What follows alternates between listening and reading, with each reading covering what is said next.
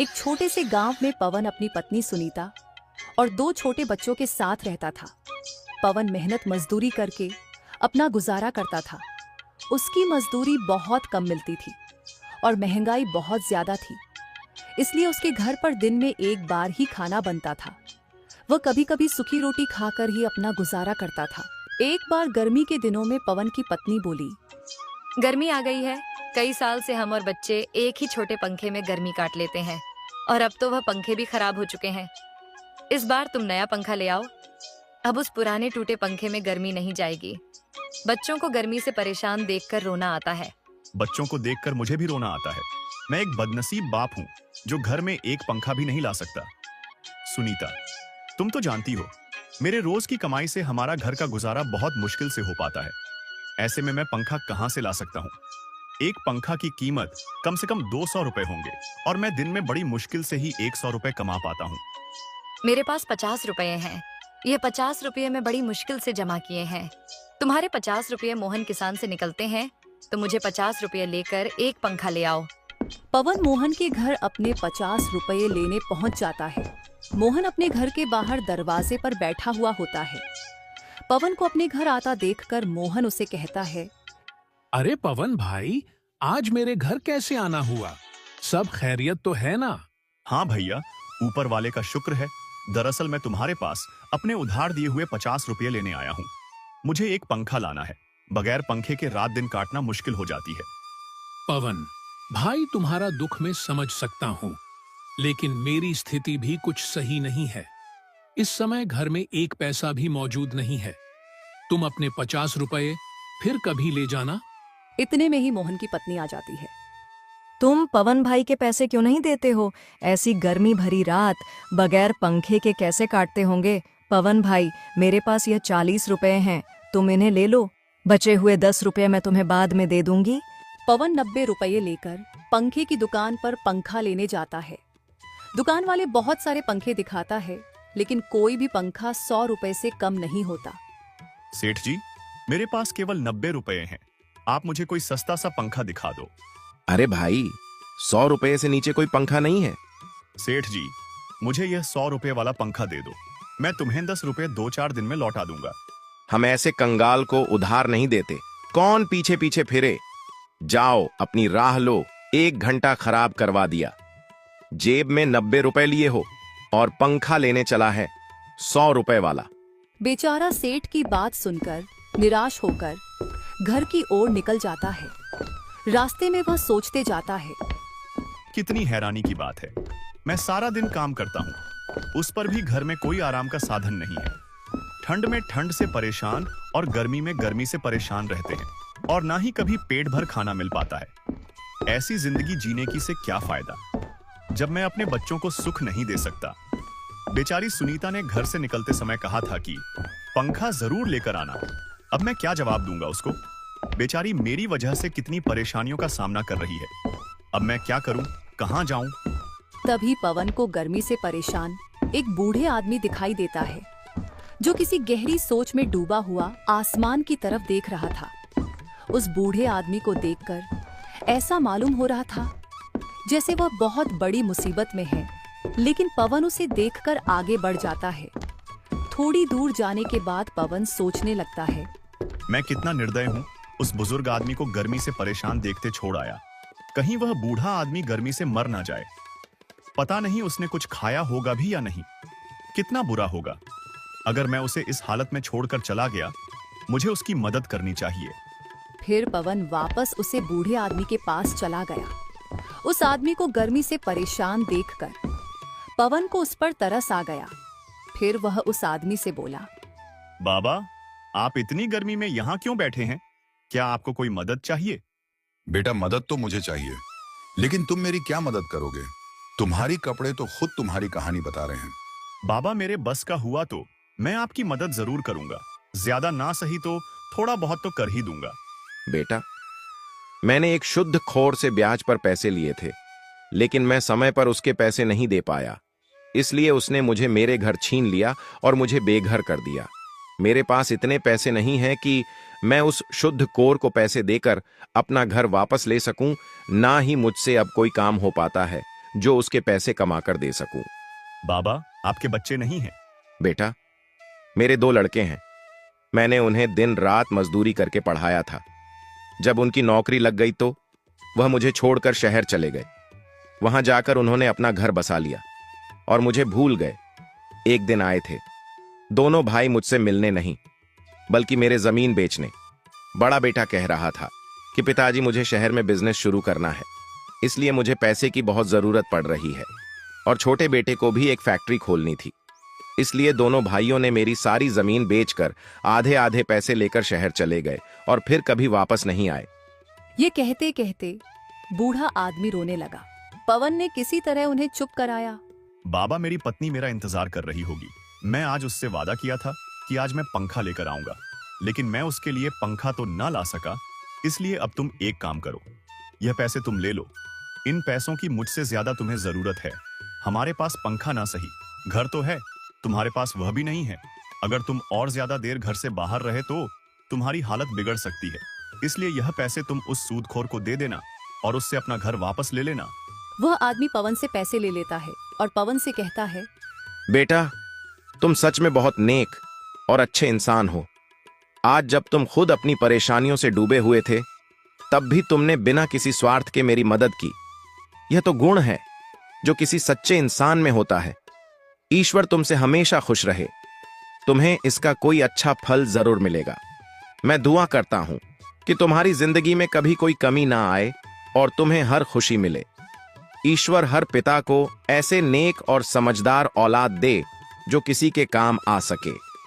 तुम जैसे औलाद किसी भी बाप के लिए बड़े ही गर्व की बात होती है। वह बुजुर्ग आदमी पवन को बहुत दुआ देता है और फिर वहां से चला जाता है। पवन को उस बुजुर्ग आदमी की मदद करके आज बहुत खुशी मिल रही थी, लेकिन दूसरी ओर उसे दुख भी था, क्योंकि वह अपनी पत्नी के लिए पंखा नहीं ला सका। लेकिन उसे इस बात की तसल्ली भी थी कि उसने खुद की गरीबी के बावजूद एक नेक काम किया है। ये सोचते सोचते पवन भी अपने घर चला जाता है। जैसे ही उसकी पत्नी पवन को देखती है तो वह उससे कहती है, मैं कब से तुम्हारा इंतजार कर रही थी। तुम्हारा राह देखते देखते मेरी आंखें दुख गईं। दिल में अजीब अजीब ख्याल आ रहे थे कि कहीं कोई अनहोनी ना हो गई हो। सुनीता, तुम भी जरा जरा सी बातों की चिंता करने लगती हो। अरे, जब आदमी घर से बाहर होता है तो समय लग ही जाता है। मैं मोहन के पास गया था पैसे लेने, लेकिन उसने पैसे देने से इनकार कर दिया। पर उसकी पत्नी ने हमारी मजबूरी देखकर 40 रुपए दे दिए थे। क्या बस 40 रुपए ही दिए? तुम पूरे 50 रुपए लेकर क्यों नहीं आए? जब उधार लेने आया था तब तो बड़ा भला बन रहा था, और जब पैसे लौटाने का वक्त आया तो आनाकानी कर रहा है। तुम 10 बार उसके घर पैसे लेने चले गए, तब जाकर उसने तुम्हें 40 रुपए दिए हैं। अब न जाने 10 रुपए कब देगा। और पंखा का क्या हुआ? सुनीता, मैं जब पंखा लेने गया था, लेकिन कोई भी पंखा 100 रुपए से कम नहीं था। मैंने पंखे वाले से 10 रुपए उधार देने के लिए भी कहा, लेकिन उसने उधार देने से साफ इनकार कर दिया। आज के जमाने में कोई किसी को बिना कुछ फायदे के कोई चीज नहीं देता। अगर तुम उससे ब्याज पर 10 रुपए की उधारी करते तो वह तुरंत दे देता। लेकिन तुमने सही किया, जो पंखा नहीं लिया। 10 रुपए की तो बात है, 2-4 दिन में इकट्ठे हो जाएंगे। लाओ 90 रुपये, मैं उन्हें संभाल कर रख देता हूँ। जब पंखा लाओगे तो दे दूंगी।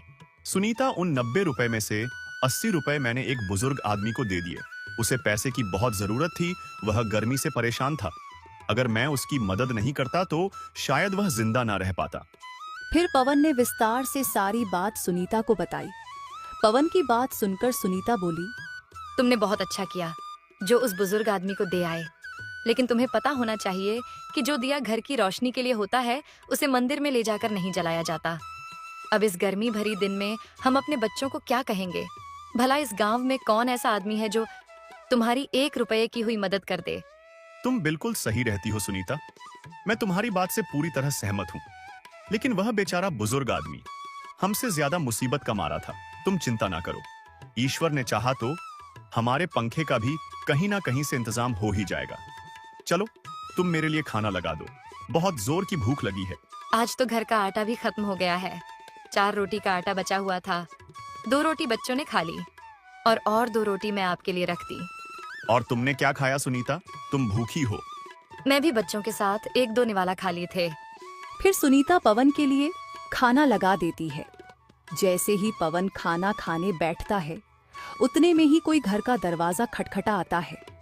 सुनीता घर के बाहर जाकर देखती है तो एक बूढ़ी औरत खड़ी थी।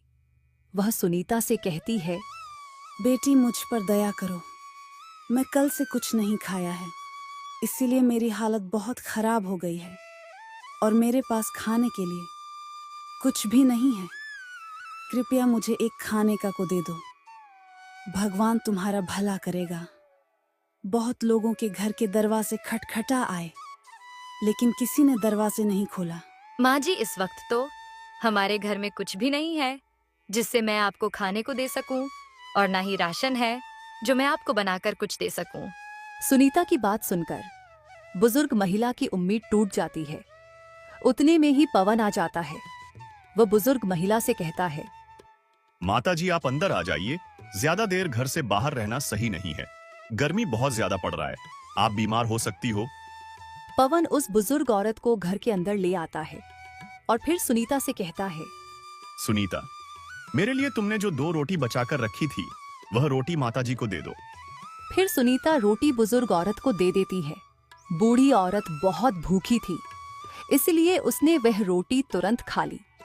आप लोगों ने इस बुरे वक्त में मेरी सहायता की है। मैं तुम्हारा यह एहसान जीवन भर नहीं भूलूंगी। वह बूढ़ी औरत पवन और सुनीता को दुआ देती है और फिर वहां से चली जाती है।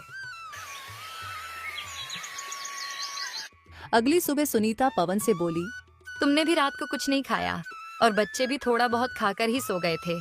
तुम एक काम करो, तुम्हारे पास जो बचा हुआ रुपए है उसे घर का राशन ले आओ। पत्नी के कहने पर पवन घर राशन लेने के लिए बाजार की ओर चला जाता है। रास्ते में उसे एक बूढ़े आदमी के रोने की आवाज आती है। वह बूढ़ा आदमी अपने बेटे से कह रहा था, बेटा तू मेरा क्यों नहीं सुनता है? कितने दिन से कह रहा हूं कि मेरी बीमारी बढ़ती ही जा रही है। तू मुझे किसी हकीम के पास ले चल। पिताजी, मैं आपके इलाज के लिए पैसे कहां से लेकर जाऊं? आप तो जानते ही हो मेरे पास एक भी पैसे नहीं है। फिर भी आप बार बार कहकर मुझे शर्मिंदा क्यों करते हो? फिर पवन उस बूढ़े आदमी के पास जाकर उसकी रोने की वजह पूछता है तो बूढ़ा आदमी उसे कहता है, मैंने अपने इस बेटे को पालने के लिए दिन रात एक कर दी। बड़ी मेहनत मशक्कत से मैं इसे पाला है। जब यह 1 साल का था तभी उसकी माँ ईश्वर को प्यारी हो गई थी। मैं चाहता तो दूसरी विवाह कर लेता, लेकिन मैंने इसकी वजह से नहीं किया कि कहीं दूसरी पत्नी इसे परेशान ना करें और इसकी जिंदगी खराब हो जाए। और आज जब मैं बूढ़ा हो चुका हूं तो यह मुझे किसी हकीम के पास नहीं ले जाता जिससे मैं अपनी बीमारी का इलाज करवा सकूं। फिर बूढ़े आदमी का बेटा कहता है, मैं इस बात से सहमत हूं कि इन्होंने बड़ी ही तकलीफ से मुझे पाला है और पाल पोसकर जवान किया है, लेकिन मैं मजबूर हूं। मेरे पास इतने पैसे नहीं हैं कि मैं इनको किसी हकीम के पास ले जा सकूं। पवन दोनों बाप बेटे की बात सुनकर परेशान हो गया और फिर उसने अपना एक 10 रुपये जिससे वह घर का राशन लेने जा रहा था, बूढ़े आदमी के बेटे को दे देता है। इस 10 रुपये की मुझे भी बहुत आवश्यकता है, क्योंकि मेरे बच्चे बहुत भूखे हैं और इस 10 रुपये से मैं घर का राशन लाने जा रहा था जिससे मैं अपने परिवार का पेट भर सकूं। लेकिन अगर तुम्हारी पिताजी को समय से इलाज नहीं मिला तो इसकी जिंदगी खराब हो सकता है। इस 10 रुपये से तुम अपने पिताजी का इलाज करवा लो। वे बाप बेटे दोनों 10 रुपये लेकर पवन को ढेर सारे आशीर्वाद देते हैं और फिर वह लोग इलाज के लिए चले जाते हैं। और इधर पवन बड़ी उदास मन से एक पेड़ के नीचे आकर बैठ जाता है और मन में ही सोचता है, हे भगवान, मैं क्या करूं? मुझे अपने दुख से ज्यादा दूसरे के दुख दिखते हैं।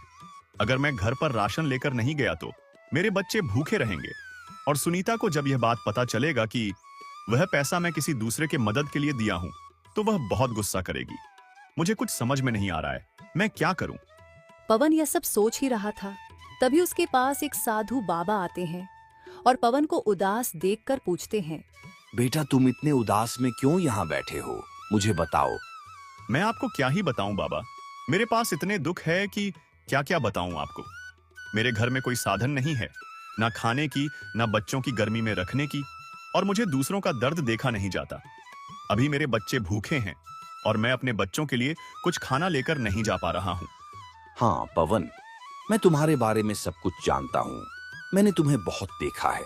तुम दूसरों की मदद अपनी जरूरत को भूल कर करते हो, इसीलिए आज मैं तुम्हारी मदद करने आया हूँ। बाबा, मुझे कुछ समझ में नहीं आ रहा कि आप क्या कहना चाहते हो। तभी बाबा अपने झोले में से कुछ सामान निकालकर पवन को कुछ देते हैं और कहते हैं, बेटा, यह लो मशीन। इस मशीन में आइसक्रीम बनते हैं और अभी गर्मी का मौसम है। तुम आइसक्रीम तैयार करके गांव में बेचो, तुम्हारी कमाई अच्छी होगी। पर बाबा, मुझे आइसक्रीम बनाना नहीं आता। मैं ये मशीन लेकर भी क्या करूंगा। बेटा, तुम चिंता मत करो। ये ऐसी वैसी मशीन नहीं है, ये एक जादुई मशीन है। बस तुम्हें इस मशीन में सिर्फ जितना आइसक्रीम बनाना है उतना पानी और चीनी की मात्रा अपने हिसाब से डाल दो, और फिर तुम जिस फ्लेवर में आइसक्रीम मांगोगे वह बनकर तुम्हारे सामने आ जाएगा। पर हाँ, याद रखना, यह आइसक्रीम की मशीन सभी के पास नहीं टिक पाते। ये सिर्फ ईमानदार और मददगार इंसान के पास ही रह पाता है। अगर तुम्हारी अच्छी कमाई होने लगेगी तो तुम यह आइसक्रीम के मशीन को किसी मददगार इंसान को दे देना। आपका बहुत बहुत धन्यवाद बाबा, जो आपने इतनी बड़ी मदद की। मैं आपका यह एहसान जिंदगी भर नहीं भूलूंगा। आइसक्रीम का मशीन लेकर पवन खुशी खुशी घर चला जाता है। तभी उसकी पत्नी हाथ में राशन का थैला ना देखकर उससे गुस्से में पूछती है, क्यों जी, आज भी किसी को पैसा दान में देकर आए हो क्या? घर में तो खुद के खाने के लाले पड़े हैं और चले हो समाज सेवा करने। अरे सुनीता, पहले मेरी बात तो सुनो। मैं घर में सच में राशन लेकर नहीं आया हूँ, पर ऐसा चीज लेकर आया हूँ जो तुम खुशी से झूम उठोगी। हाँ जी, तो बताओ ना, ऐसा क्या चीज लेकर आए हो जो हमारा और हमारे बच्चे का पेट भर सके और गर्मी से राहत मिले। फिर पवन सुनीता को वह जादुई आइसक्रीम मशीन के बारे में सब कुछ बता देता है। सुनीता भी यह बात सुनकर खुशी से झूम उठती है। परंतु अब बात यह थी कि आज के खाने के लिए और आइसक्रीम बेचने के लिए ठेला का इंतजाम कहाँ से करे। ए जी, आप चिंता मत करो। मेरे माँ के दिए हुए सोने की अंगूठी को आप ले जाओ। सुनार के पास गिरवी रखकर कुछ पैसे उधार ले आना। फिर जब पैसे आ जाएंगे तब तुम वह अंगूठी को छुड़ा लेना। कम से कम आज बच्चे भूखे तो नहीं रहेंगे और आइसक्रीम बेचने के लिए ठेला भी आ जाएंगे। हाँ सुनीता, तुम सही कहती हो। लाओ, दे दो मुझे वह अंगूठी। मैं सुनार के पास जाता हूँ, फिर सामान और ठेला लेकर आता हूँ। फिर सुनीता पवन को वह अंगूठी दे देती है और पवन खाने का राशन और ठेले लेकर घर आ जाता है। लो सुनीता, तुम खाना बनाओ, फिर हम लोग खाना खाकर आइसक्रीम बनाएंगे। फिर वह लोग बड़े मजे से खाना खाकर सुनीता और पवन आइसक्रीम बनाने लगते हैं। बच्चों आइसक्रीम को बनता देख बड़ा खुश होता है। ए मेरी जादुई मशीन, मुझे चॉकलेट फ्लेवर का 50 आइसक्रीम बनाकर दो। यह बोलते ही जादुई मशीन से एक चमक सी निकलती है और उसमें से 50 चॉकलेट फ्लेवर की आइसक्रीम बनकर आ जाती है। यह देखकर बच्चे मानो उनकी खुशी आसमान तक पहुंच गई हो। फिर बच्चों ने एक एक आइसक्रीम को खाया और बड़े मजे लिए। फिर रमेश आइसक्रीम को ठेले में लेकर गांव की ओर आइसक्रीम बेचने चला जाता है। आइसक्रीम ले लो आइसक्रीम, एक बार खाओगे तो बार बार मांगोगे। ये आइसक्रीम जो एक बार छक ले वो दुनिया की सारी टेंशन भूल जाए। खाओगे तो जानोगे। ऐसे बोलते ही गांव वालों की भीड़ रमेश के पास आकर लग जाती है। बच्चे बूढ़े जवान सभी कोई रमेश से आइसक्रीम खरीदने लगते हैं। अरे वाह रमेश, आइसक्रीम खाकर तो मजा ही आ गया। इतनी स्वादिष्ट आइसक्रीम तो मैंने आज तक कभी नहीं खाई। हाँ रमेश भाई, तुम्हारी आइसक्रीम तो और सभी आइसक्रीम वालों से अलग है। ऐसा लगता है कि खाता ही रहूं। मुझे 2 आइसक्रीम और दे देना, मैं अपने बच्चों के लिए ले जाऊंगा। इस तरह से करके पवन की सारी आइसक्रीम बिक जाती है और उसकी अच्छी कमाई होने लगती है। पवन की अच्छी कमाई को देखकर पवन का पड़ोसी मोहन बहुत ही जलने लगता है। एक दिन पवन का पड़ोसी मोहन उससे पूछता है, अरे पवन, तू सच सच बता, तू आइसक्रीम में ऐसा क्या मिलाता है कि तुम्हारी आइसक्रीम गांव में आते के साथ सारे खत्म हो जाते हैं। मैं और भी आइसक्रीम वालों को देखा है, मगर तुम्हारी जितनी बिकती है उन लोगों की नहीं। और तूने तो पहले दिनों में ही इतनी जल्दी तरक्की कर गया। जहां तक मैं जानता हूं, व्यापार जमने में टाइम लगता है, मगर तुम्हारी व्यापार तो पहले दिन से ही चलने लगा। ऐसा कुछ नहीं है मोहन भाई। सभी आइसक्रीम वाले गांव में प्लेन आइसक्रीम लेकर आते हैं और मैं चॉकलेट आइसक्रीम लेकर आता हूँ। शायद इसकी वजह से हो सकता है। ये कहकर पवन आइसक्रीम बेचने चला जाता है, मगर यह बात मोहन को कुछ अटपटा सा लगता है। वह मन ही मन सोचता है, दाल में कुछ जरूर काला है। यह पवन बहुत तेज में से है। गांव में तो और भी लोग चॉकलेट आइसक्रीम लेकर आते हैं, पर इसकी जैसी तो नहीं बिकती। मुझे इसका पता लगाकर ही रहना होगा कि आखिरकार यह चॉकलेट आइसक्रीम में क्या मिलाता है जो सभी गांव वालों को इतना पसंद आ रहा है। अगर इस तरह से इसकी बिक्री होते रही तो यह मुझसे आगे निकल जाएगा। नहीं, मैं ऐसा होने नहीं दूंगा। फिर मोहन पवन के घर पर छुपकर निगरानी रखने लगता है।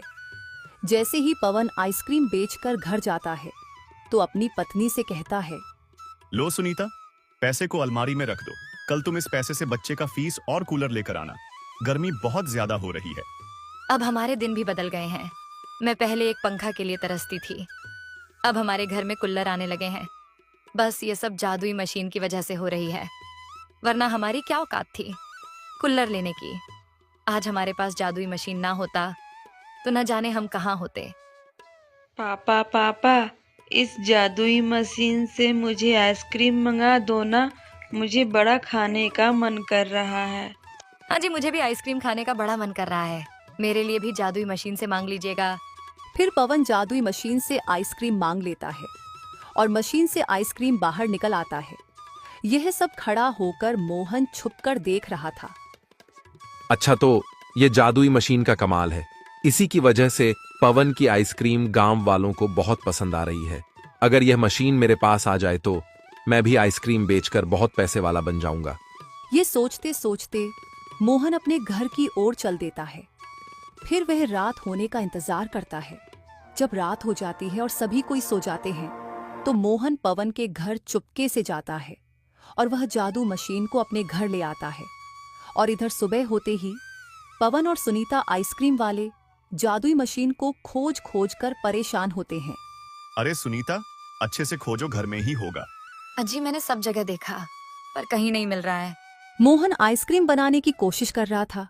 उसने लालच में आकर मशीन में बहुत सारी दुर्लभ सामग्री डाल दी। जैसे ही उसने बोला, ये जादुई मशीन मुझे 50 आइसक्रीम निकाल कर दो, मशीन तेजी से घूमने लगी और अचानक उसमें से ठंडी बर्फीली लपटें निकलने लगीं। पूरा परिवार ठंड से जमने लगा और लोग परेशानी में आ गए। अब मोहन समझ गया कि जादुई चीजें बिना ईमानदारी के काम नहीं करती, लेकिन तब तक बहुत देर हो चुकी थी। मशीन बेकाबू हो गई। सभी परिवार बर्फ से जम रहे थे। तभी एक ज्ञानी साधु ने आकर कहा, बेटा, यह जादू तेरे कर्मों का फल है। जब तूने इसे चुराया तब तुझे लगा कि सब कुछ तेरा हो गया, लेकिन जादू हमेशा सच्चे हाथों में फलता फूलता है, बेईमान हाथों में नहीं। मोहन को अपनी गलती समझ में आई। उसने माफी मांगी और मशीन को पवन को लौटाने का फैसला किया। जैसे ही उसने मशीन लौटाई, परिवार वाले बर्फ पिघलने लगे और सब कुछ पहले जैसा हो गया। ये घटना मोहन को जिंदगी भर के लिए सिखा गई कि चोरी का फल कभी मीठा नहीं होता, बल्कि वह खुद के लिए बर्फीली तबाही लेकर आता है।